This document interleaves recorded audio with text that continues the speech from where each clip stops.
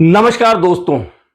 कहते हैं ना, राजनीति में आप कभी भी कुछ भी करें वह आपका पीछा नहीं छोड़ता। और अब दौसा में जो कांग्रेस के उम्मीदवार हैं उनका एक काम था तो वह राजनीतिक, लेकिन अब वह उनके लिए नुकसान का सौदा बनता जा रहा है। जी हां, मैं बात कर रहा हूं, कांग्रेस के उम्मीदवार हैं डीसी बैरवा। दौसा में जो विधानसभा उपचुनाव है वहां वे चुनाव लड़ रहे हैं। और एक और जातिगत बन चुका दौसा का यह उपचुनाव, जहां जातियों को आपस में लामबंद कर रहा है, वहीं अब वह धागे खुलकर स्पष्ट रूप से सामने आ रहे हैं कि कौन सी जातियां किस ओर जा रही हैं।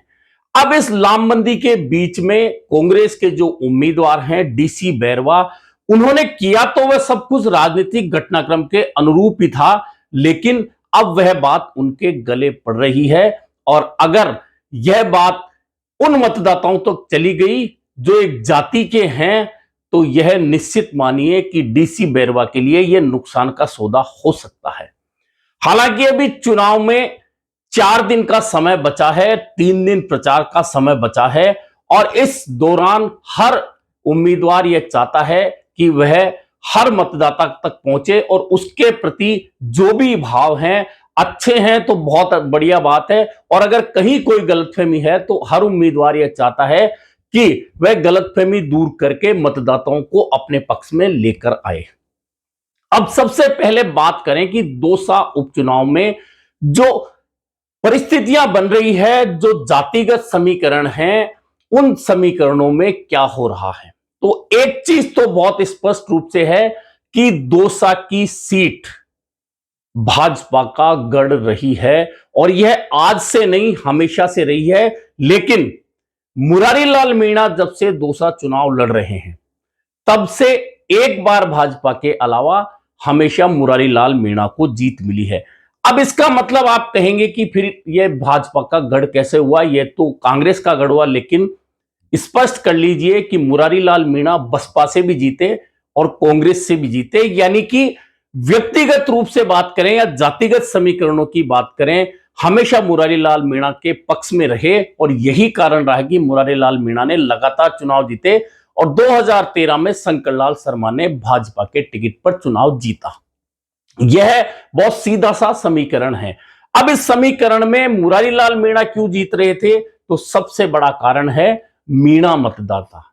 दौसा विधानसभा क्षेत्र में सर्वाधिक संख्या अगर किसी एक जाति के मतदाताओं की है तो वह मीणा मतदाता है।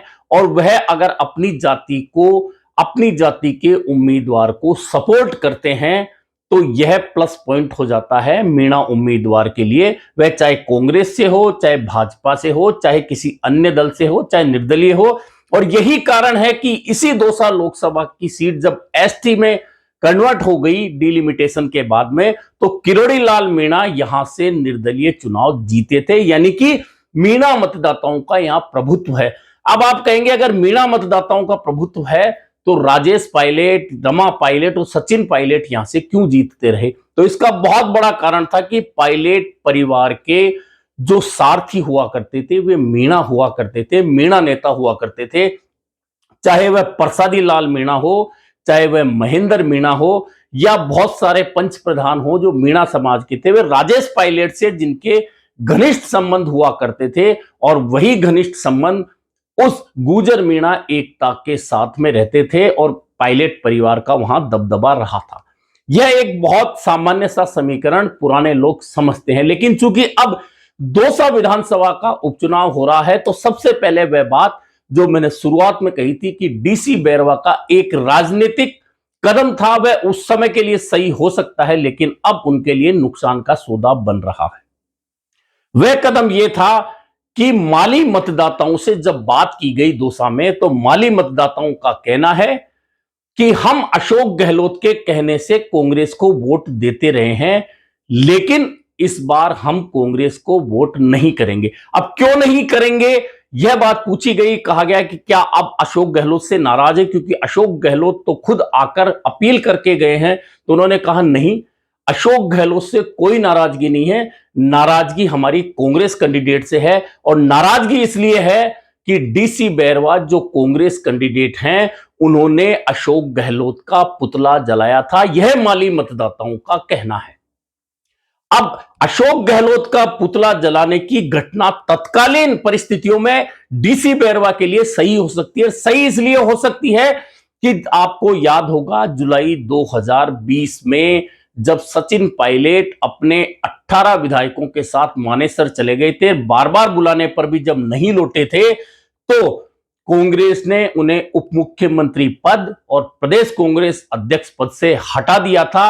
और इस घटना के बाद में प्रदेश के बहुत सारे कांग्रेस जनों ने या तो पुतले जलाए थे, या इस्तीफे दिए थे, या कांग्रेस के खिलाफ टिप्पणियां की थी। वही दौर था जब डीसी बैरवा ने भी ना सिर्फ कांग्रेस के खिलाफ टिप्पणी की थी, बल्कि पुतला दहन भी किया था।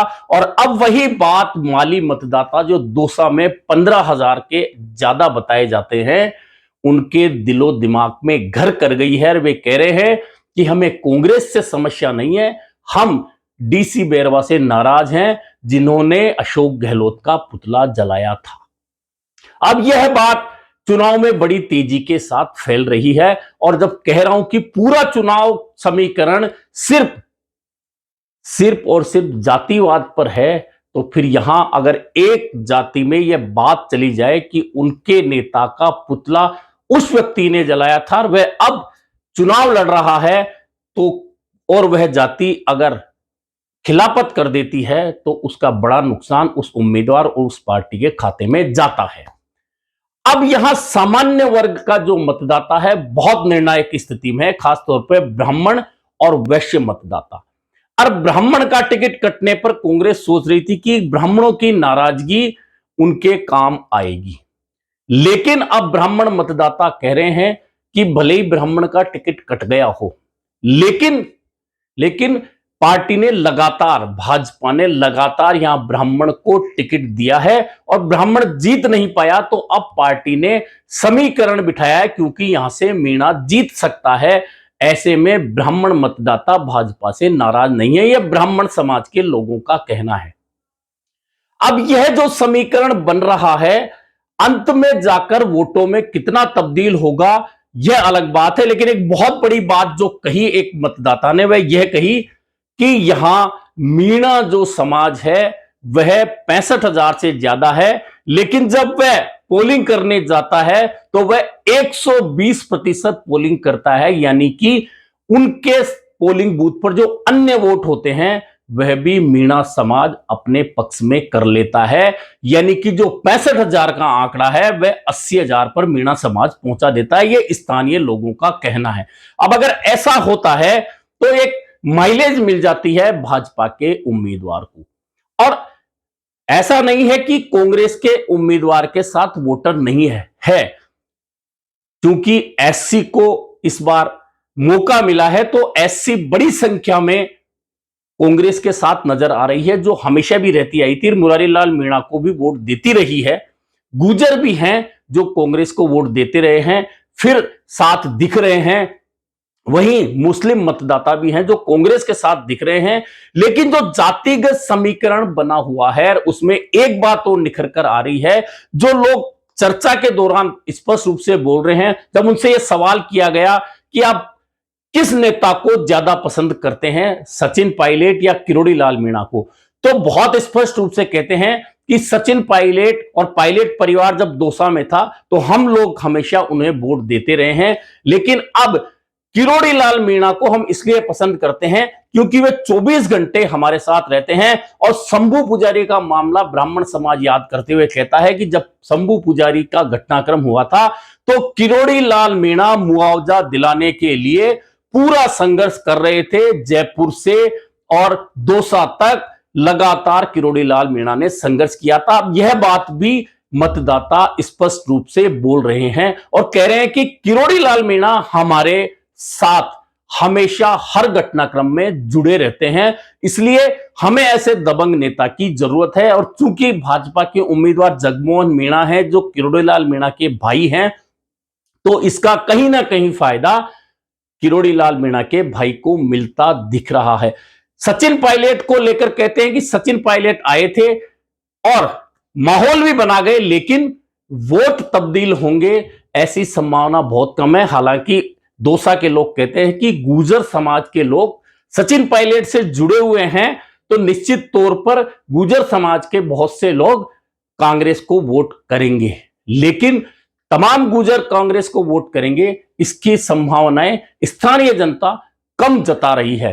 कुल मिलाकर जो सारा घटनाक्रम और सारा चुनाव है, दौसा का उपचुनाव, वह पूरी तरह से जातिगत लामबंदी में बदल चुका है। अब इसमें मीणा, ब्राह्मण, वैश्य, राजपूत एकजुट होकर कहीं ना कहीं भाजपा के पक्ष में खड़ा नजर आ रहा है और इसका माइलेज भाजपा को मिलता दिख रहा है। वहीं एससी का मतदाता, गुर्जर मतदाता और मुस्लिम मतदाता कहीं ना कहीं स्पष्ट तौर पर कांग्रेस के हिस्से में ज्यादा जाता हुआ दिख रहा है। लेकिन यहां भी एक बात स्पष्ट फिर बता देता हूं कि दौसा में बंसीवाल परिवार जो लगातार, जब अनुसूचित जाति की सीट दौसा रही है उस समय जब प्रतिनिधित्व करता था, वह मतदाता जो भाजपा के साथ जुड़ा हुआ था एससी का, वह एससी का मतदाता आज भी भाजपा के पक्ष में खड़ा दिख रहा है। अब इस जातिगत लामबंदी के बीच में जब मतदान होगा, कौन सी जाति कितना प्रतिशत मतदान करेगी, यह हार जीत के लिए सबसे महत्वपूर्ण पहलू बन जाएगा। लेकिन डीसी बैरवा की परेशानी सबसे बड़ी यही है कि माली मतदाता जो 15,000 है, 15,000 या उससे ज्यादा बताते हैं माली खुद को, अगर वह जो बात कह रहा है कि हमें कांग्रेस से समस्या नहीं है, हमें डीसी बैरवा से नाराजगी है क्योंकि डीसी बैरवा ने अशोक गहलोत का पुतला जलाया था, ऐसे में हम वोट डीसी बैरवा को नहीं करेंगे।